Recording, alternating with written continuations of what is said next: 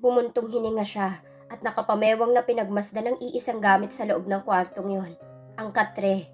Iisa lang ang paraan para magpantay ang mga paa niyon at magamit niyang tulugan. Inangat niyang manggas ng suot na polo. Isang mabilis na ikot at igkas ng paa ang ginawa niya. Isang sipa lang balinang pangatlong paa ng kama. Ganon din ang ginawa niya sa pang-apat. Tatawa-tawa siya. Sisiw sa kanyang mga ganoong bagay. Pinanganak siyang babae. Pero higit bang kakayahan niya sa halos lahat ng lalaking kakilala niya. Malakas siya, matapang, kaya wala siyang kabalak-balak magpasindak sa isang Brian Alex Villamor. Kahit pa isa itong bachelor tycoon at pangalawa sa listahan. Kahit pa ang gwapo nito. Naalala niya ang unang sulyap niya sa mukha nito. Hindi siya makapaniwala. Buong akala niya sobrang gwapo na nito sa mga litrato. Mas matindi pa pala sa personal. Para siyang nag-agaw buhay kanina nang masilayan ito. Ipinilig niya ang ulo. She needed to get a hold of herself. Kailangan na niyang iwaksi ang lahat ng pantasyang meron siya para dito. Kailangan niyang lumaban. Pansamantala, kailangan niyang mabawi ang lakas. Wala bang balak ang lalaking yun na pakainin man lang siya? Hinubad niya ang polong nakapatong sa puting sando niya. Yun ang ginamit niyang panlinis sa katreng puno ng alikabok. Yun din ang ginamit niyang pansapin sa likod ng mahiga na siya doon. Pesteng Brian Villamor na yon. Kahit gwapo pang unggoy na yon. Loko lang ang walang ganti. May araw din ito sa kanya. Hindi niya alam kung ilang oras siyang nakaidlip sa kwartong yon. Pakiramdam niya ay wala ng epekto ng gamot na naiturok sa kanya dahil hindi na siya nahihilo. Pero napahawak sa tiyan nang bumangon. Naalala niyang hindi pa siya kumakain simula nang tangayin siya ng mga tauhan ni Brian. Ang walang iyang yun. Balak pa yata siyang patayin sa gutom. Tinungo niya ang pinto. Sinikap niyang pihitin ang doorknob, ngunit nakalak iyon. Sinubukan niyang sipain at kalampagin ang pinto. Baka sakaling may makarinig sa kanya sa labas. Hoy! May tao ba dyan? Buksan niyo to! Di niyo man lang ba ako pakakainin? Mga walang ya! Sigaw niya on the top of her lungs. Pero kahit napatid ng boses niya ay wala pa ring sumagot. Napansin ang pawis na katawan. Dulot ng matinding init sa kwartong yon. Hindi man lang naisip ng mga taong yun na bigyan siya ng electric fan. Napakawalang yan ng demonyong Brian na yun. Wala siyang kasalanan dito para tratuhin siya ng ganito. Siya na walang ibang ginawa kundi ang pagpantasyahan at sambahin ng mga litrato nito. Tapos bigla na lamang itong susulpot at pahihirapan siya ng ganito. Masakit. Leche ka, Villamor. Tandaan mo ang araw na to. Nang gagalaiti niyang bulong habang nakakuyom ang mga kamay. Tagaktak na rin ang pawis sa buo niyang katawan. At pakiramdam niya kinakain na ng bituka niyang tiyan niya sa sobrang gutom. Muli niyang kinalampag ang pinto. Buksan niyo sabi to! Pag ako nakawala dito sisiguraduhin kong lahat kayo sasamain. Hindi niya inaasahan ang pagbukas ng pinto. Bumungad sa kanyang isang malaking lalaking halos doble ng size niya. Kailangan niya itong tingalain. May dala itong isang plato ng pagkain. Oh, kumain ka. Huwag kang maingay. Singhal nito sa kanya. Irap ang isinagot niya dito. Pinagmasdan niya itong ilapag ang plato sa maalikabok na sahig. Walang ya! Anong akala niyo sa akin dito, aso? Palabasin niyo ako! Bago pa man siya makalapit ay naisara na ng lalaking pinto. Wala siyang nagawa kundi ang hampasin na lamang ng kamay ang pintong yon. Napatitig siya sa pagkain dinala nito. Kung pagkain ngang maituturing ang tira-tirang kanin at ulam ng mga tao sa labas. Nasisiguro niyang maraming nakabantay sa kanya sa loob ng kwartong yon. Gusto niyang maiyak at maawa sa sarili. Naalala niya kung paano niya itago at alagaan ang lahat ng mumunting litrato ng Brian Villamor na yon. Tapos ganito lang siya itatrato. Nakakaiyak. Mas gugustuhin pa niyang hindi na lang sila nagkita. Nakakapanghinayang. Pero ang sarap itapon ng espesyal na nararamdaman niya para dito. Dahan-dahan siyang napadaos do sa pinto. Inabot niya ang pagkain kailangan ng katawan niya para makatakas sa lugar na yon.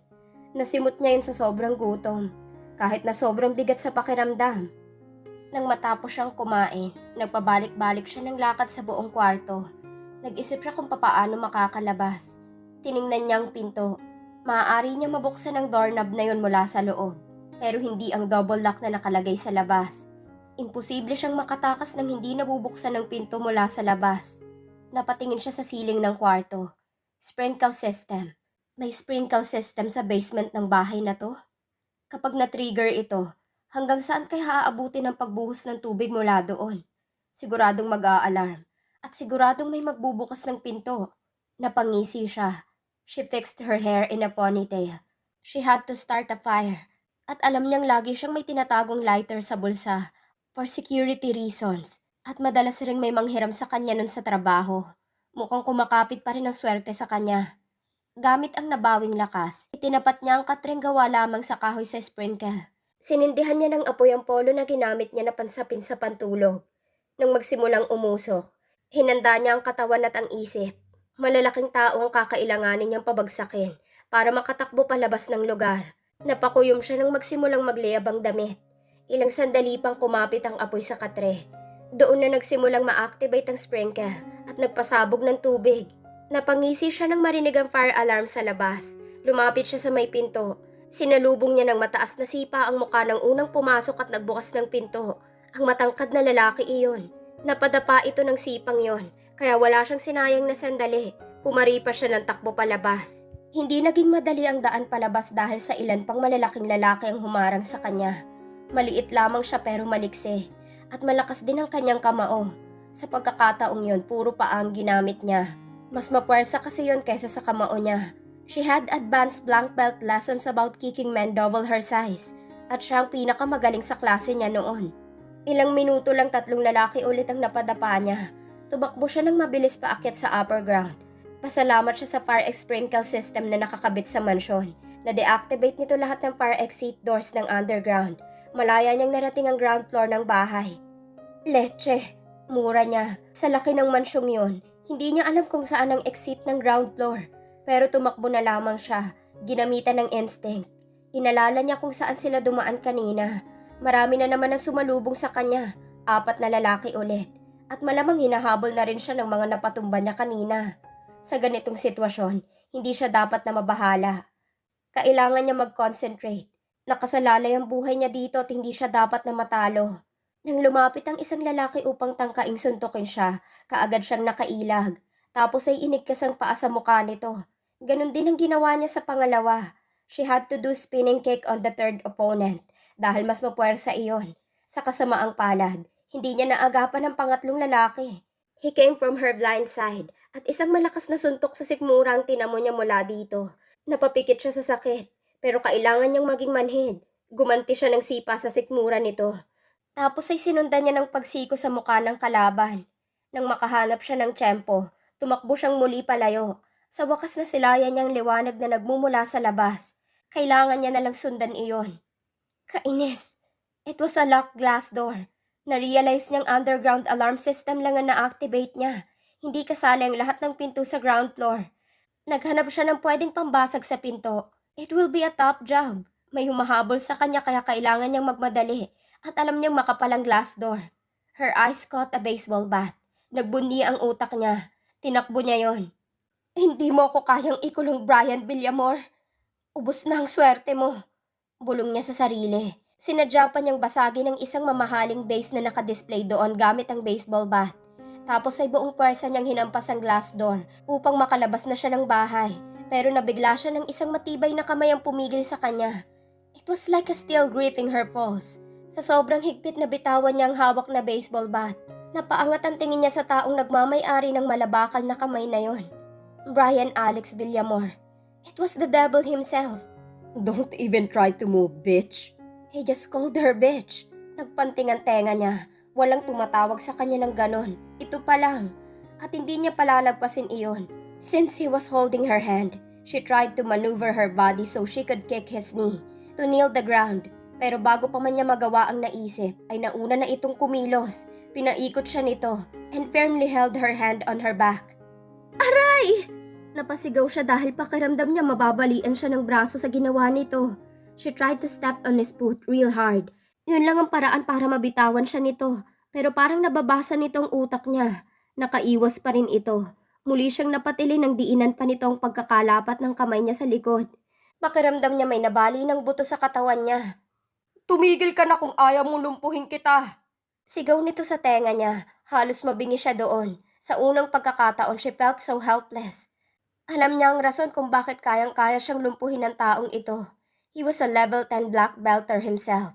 Lahat ng mga bachelor tycoon martial arts masters. At sa kasamaang palad, kasali si Brian doon.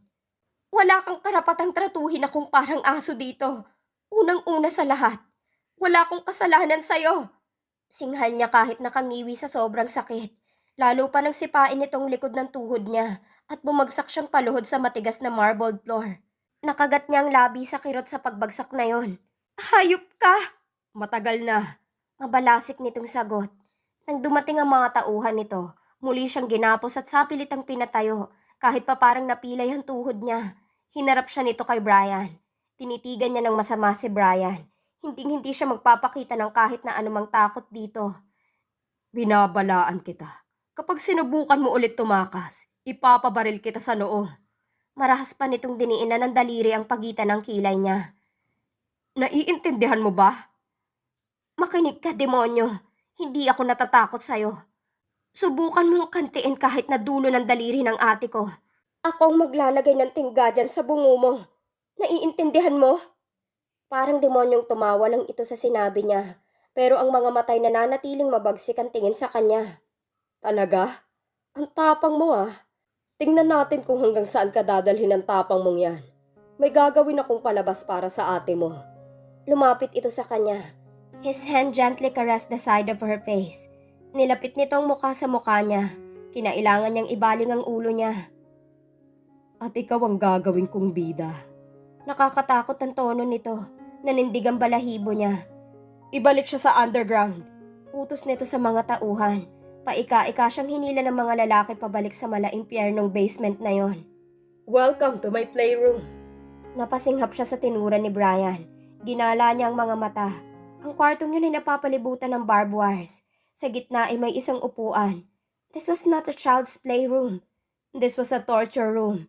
What kind of a man would hide a torture room deep beneath his mansion? Only a bachelor tycoon, she guessed.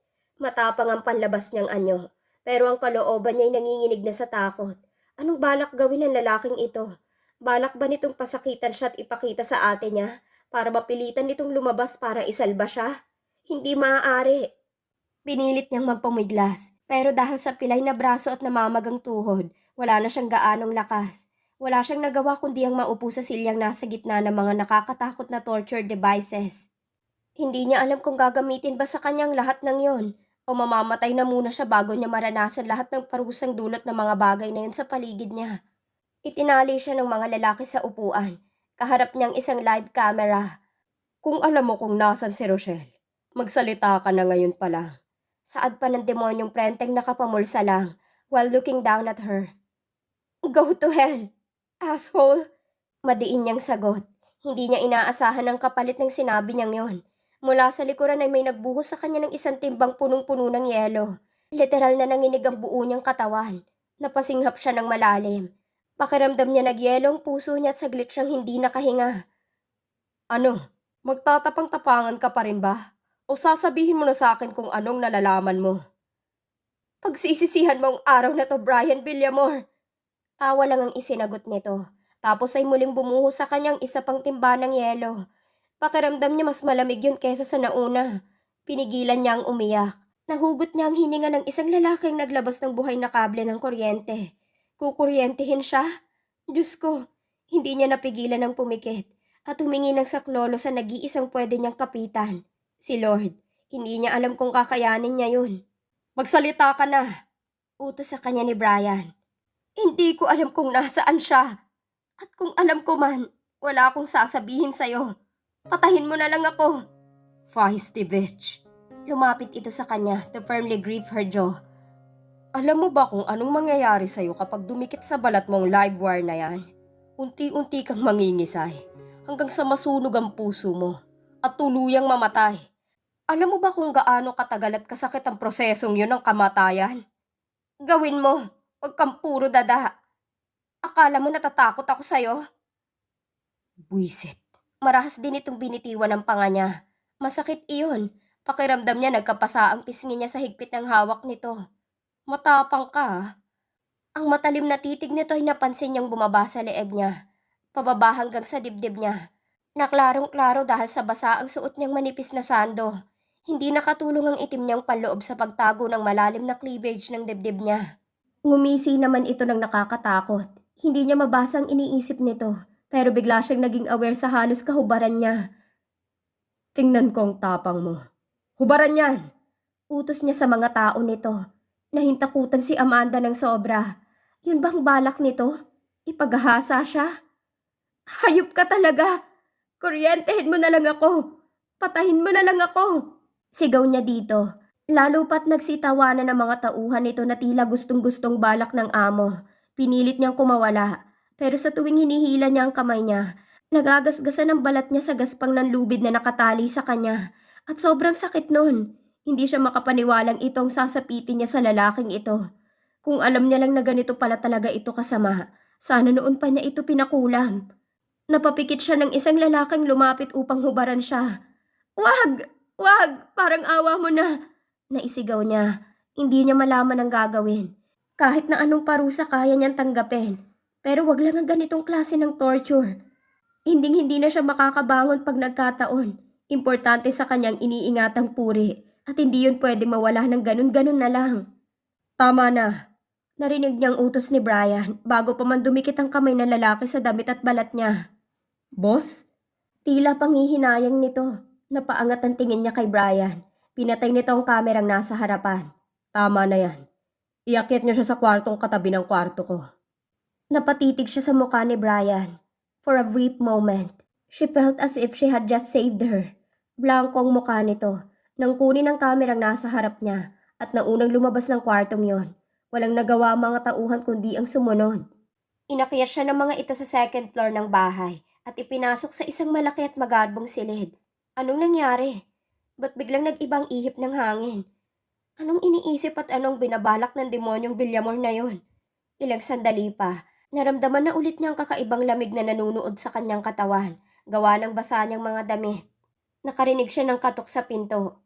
Si Brian. Anang utak niya. Pero isang katulong na babae na halos ilang taon lang ang tanda sa kanyang pumasok. May dala itong damit at robe. Nadismaya siya. Anong nangyayari sa kanya? Pagkatapos ng kalupitang pinamalas nito sa kanya, nag-aasam pa rin siyang makita ito. Amanda, sira ulo ka. Nababaliw ka na. Bulong niya sa sarili. Ang sabi ni Sir Brian, maligo ka daw po ng mainit na tubig tapos magbihis. Yun ang sabi ng unipermadong katulong bago umalis. Mapait siyang tumawa. Leche, anong inaalala niya? Hypothermia? Asik niya. Ano ba talagang balak sa kanya ng psychotic na yun? Bago pa nga siya magkasakit ay tinungo na niya ang shower upang malapatan ng mainit na tubig ang nanginginig niyang katawan. Anumang oras na pumasok si Brian sa kwarto niya, gagawin niya ang lahat. Masuntok niya lang ito sa muka. Pagkatapos niyang maligo, pakiramdam niya nakarecover na siya sa sobrang panlalamig na dulot ng 2 beses na pagbuhos sa kanya ng yelo. Ang totoo ay kaya naman niya talagang tiisin ang bagay na yon. Mas matindi pa nga ang naranasan niyang hirap sa martial arts school. Ang pinakamatinding pagbagsak ng katawan niya ay ang katotohanan sa dami ng tao sa daigdig. Si Brian pa ang gumawa nun sa kanya. Yun ang pinakamapait. Nang muling bumukas ang pinto, inasam pa rin niyang makita ang mukha ng lalaki. Pero sa pangalawang pagkakataon ay nadismaya siya. Hindi si Brian, kundi isa na namang unipermadong katulong ang pumasok doon. May dala itong tray ng pagkain at first aid kit? Oo nga pala, bago niya makalimutan. Puno pala ng mumunting galos ang paligid ng palapulsuhan niya sa magkabilang kamay at may gasgas din siya sa tuhod. Namanhid na ba talaga siya at nakalimutan niyang indahin ang sakit na dulot ng mga yon? Miss, gamutin daw po natin ang mga sugat niyo. Pagkatapos ay kumain daw po kayo. Pilit ang ngiting ibinigay sa kanya ng babae. Mas matanda rin ito sa kanya ng mga ilang taon, kagaya ng naunang katulong na pumasok. Pagkatapos niya akong saktan, gagamutin niya ako. Pagkatapos gamutin, papakainin. Pakisabi sa amo mong siraulo. Kailangan niya ng little injection sa utak. Malumanay pero madiin ang mga sagot niya dito. Alam niyang isa lamang ito sa mga inosenteng katulong na hindi niya dapat pagbuntungan ng galit. Kaya tinimpi niya ang sobrang ngit-ngit na nararamdaman. Impit na ngiti ang isinagot sa kanya ng babae. Paano kayo nakakatiis sa ganong klaseng tao? Hindi pa rin talaga matahimik ang budhi niya. Nagkibit-balikat lang ang kausap niya. Malaking sahod at maraming benefits dito. Kahit na nakakatakot siyang boss. Bawing-bawi naman sa lahat ng benepisyo. At saka maraming may gustong pumasok dito. Siguro dahil sobrang gwapo ni Sir Brian? Ayun, ngayon naniniwala na talaga siya sa tsismis. Kahit sukdulan hanggang langit ang sama ng ugali ng mga bachelor tycoon. Taglay na mga itong katangi ang kusang nagpapapaniknuhod sa kahit na kanino. Yung bang galit na galit ka na mamahalin mo pa rin sila. As if you don't have a choice. And that's the only thing you can do. And we're talking about the second on the list here. Ang nakakadismaya lang, lahat ng mga bachelor tycoon, lahat ng ibang members may tinatagong lambot sa kaibuturan ng kanilang mga puso. Pero mukhang si Brian Villamor, wala. Sagad sa butong kasamaan ng ugali ng isang yon. Nasaan siya? Naisipan niyang itanong. Umalis na, sabi ng babae habang nilalagyan ng gamot ang mga gasgas niya sa kamay. Saan nagpunta? Hindi ko alam eh. Bigla siyang kinabahan. Naalala niya ang bidyong nakunan nito. Naisip niyang baka kumilos na ito para palutangin ang ate niya. Kailangan niya makatakas para mabigyan man lang ito ng babala. Hindi niya lubos maisip kung ano ang kayang gawin ng lalaking yun sa ate niya. Hindi siya makakapayag. Ito na lamang ang nag-iisa niyang kadugot, gagawin niya ang lahat maprotektahan lamang ito. Pasimple siyang tumayo at sumilip sa labas. Nagkalat ang tauhan ni Brian sa lahat ng sulok ng mansyon. Sigurado siyang pati sa labas ay nakabantay din ang iba pa nitong mga tauhan. Hanggat hindi siya gagamitan ng armas, nasisiguro niyang kaya niya makipaglaban sa mga ito. Isa lang naman ang kinatatakutan niya, at yun ay si Brian. Malinaw na sa memorya niya kung paano siya nito nagawang talunin ng walang ka-effort-effort. Ngayong wala ito, malaking pag-asa niyang makatakas. Nang tumingin siya sa labas, sigurado siyang malapit ng dumilim. Tamang-tama ang oras para sa kanyang plano. Ate, sorry palit muna tayo ng damit. Kailangan lang talaga. Hingi niya ng paumanhin sa katulong na ginapos niya at kinuhanan ng uniforme. Hindi na rin ito nakasigaw dahil tinakpan din niya ang bibig ng tela. Yuko siyang lumabas ng pinto. Patago-tago siyang naglakad sa buong bahay upang hanapin ang exit. Madali niyang natuntun iyon nang walang nakakapansin. Napamura siya nang makitang nakasarang malaking gate palabas ng mansyon at napapalibutan niyo ng mas marami pang mga tauhan ni Brian. Leche. Kuyom niya ang dalawang kamao. Nag-antay siya ng tiyempo. Nagtago siya sa mataas na halaman sa garden. Nagmasid siya at nag-antay ng pagkakataong makalabas. Bumilis ang tibok ng puso niya nang may mamata ang isang babaeng katulong na may daladalang isang cart ng mga basura. Sa tingin niya ilalabas ito ng gate. Yun ang pagkakataong hinihintay niya. Patakbo niyang dinaluhan ng babaeng katulong ng tuluyang buksan ng guard ang malaking gate. Abot langit ang kaba niya. Kailangan niyang makalapit ng husto sa nakabukas na gate at tuluyang makatakbo palabas. Pero nakakailang hakbang pa lang siya. Hoy! Saan ka pupunta? Isang tao lang ang pwede maglabas ng basura. Hindi mo ba alam yon? Sigaw ng isang tauhang lumapit mula sa likuran niya. Napapikit siya. Bigla siyang napayoko nang sinubukan itong siyasatin ang mukha niya. Teka nga. Hindi na niya ito hinayaang makasigaw. Kaagad niyang binigwasan ito sa mukha at sinundan ng sipa sa sikmura. Bago pa maagapan ng ibang tauhan ng gate, mabilis siyang tumakbo palabas. Madilim na sa paligid at pihadong malayo pa ang main road. Ang duda niya ay nasa loob siya ng isang malawak na private property ni Villamor sa kalapit na probinsya ng Maynila. Hindi niya alam ang eksaktong lokasyon niya sa totoo lang. Kailangan niyang magtago. Kailangan niyang mawalang parang bula sa dilim. Dahil sa likas siyang maliksi, nagawa niyang makatakbo ng malayo sa mga humahabol sa kanya. Imbis na lumayo pa, pinili niyang kumubli sa mataas na talahib sa tabi ng daanan. Nagmasid siya at nag-antay sa mga susunod na mangyayari. Ang buong akala ng mga humahabol sa kanya ay dumire-diretso lang siya. Yun ang gusto niyang isipin ng mga ito. Nag-antay pa siya ng ilang minuto sa kinakukublihan. 3 sasakyan ang namataan niyang dumaan. Pihadong sa main road ang tungo ng mga ito. Nang naging matahimik na ang buong lugar at wala na siyang naramdamang tao sa paligid, saka siya tumakbo patungo sa main road. Sigurado siyang hindi pa babalik ang mga humahabol sa kanya. Thank you, Lord. Halos mapatalon siya sa tuwa ng saktong may dumaang truck ng mga prutas papuntang Maynila. Pumagit na siya sa daan para siguradong hihintuan siya nito. Patakbo siyang lumapit sa driver. Kuya, pwede po bang makisabay? Hinaluan niya ng hikbi ang boses niya, yung parang tila takot na takot at naghahanap ng saklolo. Hinahabol po kasi ako ng mga tauhan ng amo kong manyakis eh. Ginalingan pa niya lalo ang paghikbi. Tiningnan siya ng driver. Medyo may edad na ito at mukha namang mabait. Naawa pa nga sa kanya kaya kaagad siyang pinasakay. Binigyan pa siya nito ng tubig nang makapwesto siya sa tabi nito. Okay ka lang ba? Gusto mo bang mag-report sa mga pulis? Alalang sabi nito. Huwag na po, gusto ko lang po talagang makauwi ng Maynila. Malakas ang impluensya ng amo ko. Hawak niya sa leeg ang mga pulis sa probinsyang to. Ganun ba? Tama ka nga. Mas mabuting makalayo ka na lang sa lugar na ito.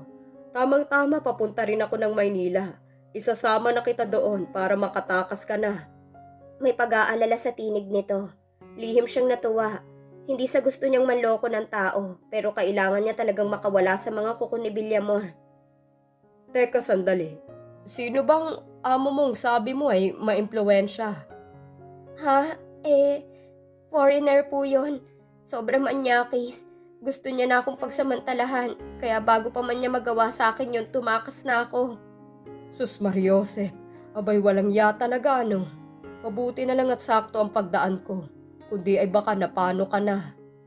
Oo nga po eh. Salamat po talaga, Mang... Henry. Henry ang pangalan ko. Mang Henry.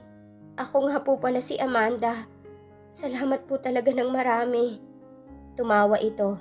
Wala yun. Kahit man sino ay gagawin ang ginawa ko. May mga foreigner talagang mga walang ya. Nakikitira na nga lang dito nakuha pang mga agrabyado ng Pilipino. Dapat sa mga ganyan pinapatapon sa labas ng Pilipinas. Tumangu-tango siya sa pagsang-ayon.